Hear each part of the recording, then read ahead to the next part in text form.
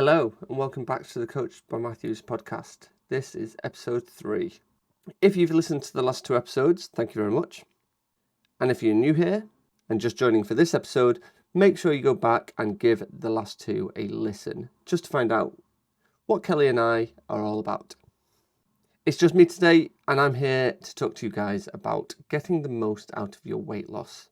And if I'm completely honest, I think this is something that everybody should understand. So much so that I think it should be taught in schools. It's way more important than teaching kids about photosynthesis. What I'm going to talk about today is covered in depth in one of our modules in the Coach by Matthews Academy. So if you like the sound of this, make sure you go and check that out at some point. You can find all the information about that on our socials. I'll link everything below. Right, so if you're ready, we'll get into it. I'm sure you've all heard before that the key to weight loss is all about energy in versus energy out, which is all well and good in theory, but if you don't understand the practical application of it, it's easy to get lost in the numbers and the overall principle of fat loss, which, on a side note, is something that the fitness industry does very well. And that's capitalizing on consumers for not fully understanding the principles of something, in this case, fat loss. Now, we're going to go quite in depth in this, but once you get your head around it, it's actually pretty simple. If we take away all the protein targets, how many calories per gram in carbohydrates, and what kind of fats are good to be eaten, it all boils down to one simple entity: how many calories we consume and how many calories we use. Just a fair warning, there's going to be some technical sounding words in this podcast. You don't need to really remember them, but you can make a note if you want to, but ultimately you just need to remember what they do. And at this stage, I think it's important to say that, especially for this podcast in particular, rather than thinking of a calorie as something we eat or made up of food, think of it as a unit of energy, because at the end of the day, that's what it is. We're going to start with something that's known as the total daily energy expenditure, or TDEE for short. And this refers to the total number of calories that our body uses to perform daily functions, from simply keeping us alive to all the physical activity throughout the day. To make the numbers easy, let's think of all the calories or energy that you use throughout the day as 100%. Around 70% of the food that we consume on a daily basis is taken up by something that we call the basal metabolic rate. For short, the BMR. This is the number of calories that our body needs to maintain its basic physiological functions at rest. So with this, we're looking at things like breathing, blood circulation, cell production, and even for the females, the regulation of your menstrual cycle. Now, because the BMR is an internal function, it's something that we have very little control over. We can influence it through fluctuations in body weight, but that's about where it stops. And what I mean by this is the larger the person may be, the higher their BMR will be compared to a smaller person. I always liken it to the energy it takes to run a dumper truck compared to the energy it takes to run a Mini. Now, I'd like to point out here that your BMR is not the base amount of calories that your body needs. This is known as your maintenance calorie target. And although linked closely, they're kind of different. Now, if we go back to that original 100% of the energy that your body uses throughout the day, 70% is quite a bit. So straight off the bat, if we're looking to lose weight and thinking you have to burn every calorie that you eat to get the body of your dreams, well, stop. Your body is already taking care of around 70% of the work. And just remember, it's important to understand that out of all the food that we eat, nearly all of it goes to maintaining the internal systems just to keep us alive. Now, the next acronym that I'm going to throw at you is the TEF, and this stands for the thermic effect of food, which I get sounds a bit fancy. TEF refers to the increase in the metabolic rate that happens after we consume food. Again, a bit fancy. In other words, the TEF is responsible for the energy needed for digestion, absorption, and the utilization of nutrients from the food that we eat. Again, just like the BMR, this is another, I guess you could call it, internal function or process, and we don't really have too much control over this, but it can be affected through the types of food that we eat.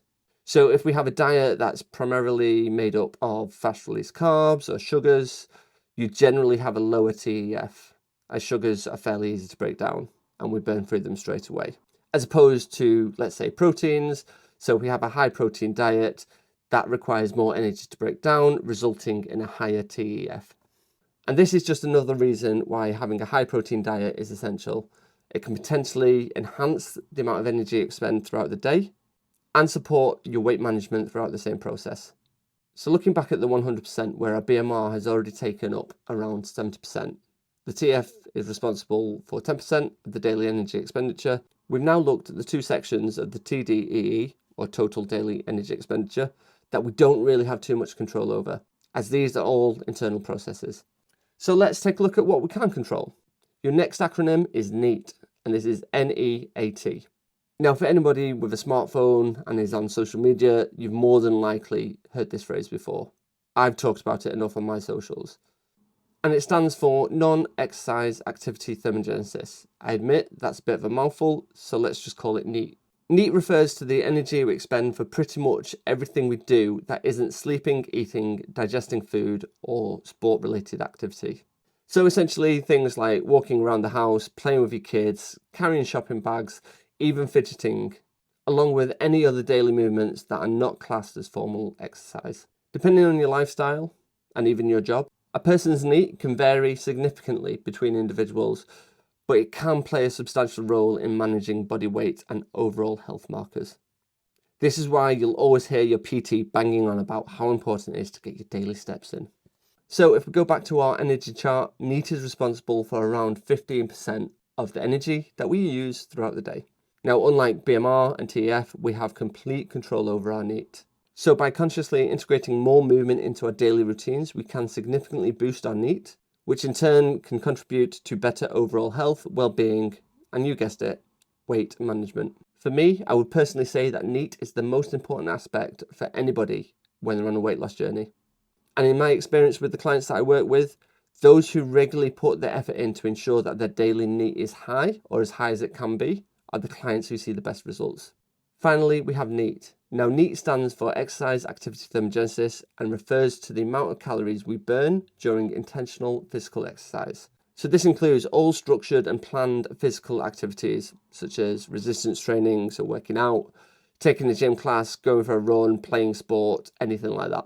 And if you ask me, if NEAT is the unsung hero of fat loss, EAT is the overhyped aspect of fat loss. Because, well, if we look back at what we've just been talking about, we've got the BMR, that's responsible for 70% of the daily energy expenditure.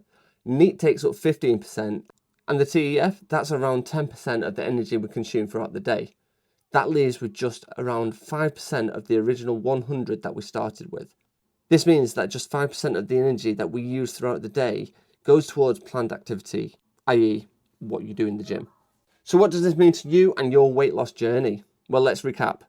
After looking at the ways in which our bodies use the energy throughout the day, there are some aspects that we don't have too much control over, and some that we do. The majority of the energy of the food that we eat on a daily basis goes simply to keeping us alive. No matter what you want to achieve, living an active lifestyle is imperative to your success and will burn more calories than you probably initially thought. And so if your goal is to lose weight, it's really important that you slide into what you can control and what will have the biggest impact in the amount of calories that you burn. And that is NEAT. So the next time you look at your smartwatch and think, I'm on 6,000 steps for the day, just think what an extra 1,000 steps every day for 7 days over the course of a month will have on your weight loss. I hope that what we've covered today has given you a little bit of context of how the energy that we use on a daily basis and the food that we eat, along with the activity, impacts our weight loss journey.